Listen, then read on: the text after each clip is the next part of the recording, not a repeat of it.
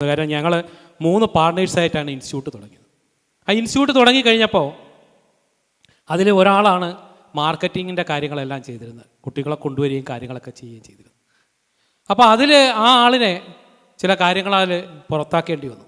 അങ്ങനെ പുറത്താക്കേണ്ടി വന്നപ്പോൾ അദ്ദേഹം എൻ്റെ അടുത്ത് ചോദിച്ചൊരു വാക്കുണ്ട്, പ്രജീഷിന് പഠിപ്പിക്കാനറിയാം, കാര്യങ്ങളൊക്കെ അറിയാം, പക്ഷേ നീ എങ്ങനെ കുട്ടികളെ കൊണ്ടുവരും? കുട്ടികൾ വന്നാലല്ലേ നിനക്ക് പഠിപ്പിക്കാൻ പറ്റും.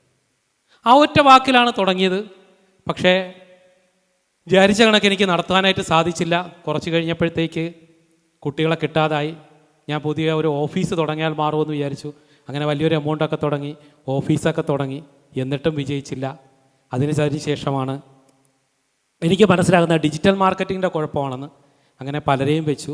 പക്ഷേ എന്നെ അന്ന് സഹായിച്ചത് ഇവിടെ ഇരിക്കുന്ന റിഷ്വാനാണ്. റിഷ്വാൻ ശരിക്ക് ഒരു 1.5 മാസമേ ആയിട്ടുള്ളൂ. ഇന്നിപ്പോൾ എൻ്റെ ക്ലാസ്സിൽ ഇന്നിപ്പോൾ റിഷ്വാൻ വന്നപ്പോൾ കൊണ്ടുവന്ന് ചോദിച്ചു, പരസ്യം എന്താ നിർത്തിയെന്ന് ചോദിച്ചു. അപ്പോൾ ഞാൻ പറഞ്ഞു, എനിക്ക് ആകെ 2 ക്ലാസ് മുറിയേ ഉള്ളൂ. ആ 2 ക്ലാസ് മുറിയിലും ഇന്ന് ഹൗസ്ഫുള്ളാണ്.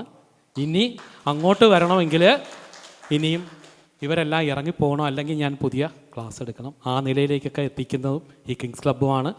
അതിലും അനിൽ സാറിനോട് ഞാൻ നന്ദി പറയുന്നു. Thank you.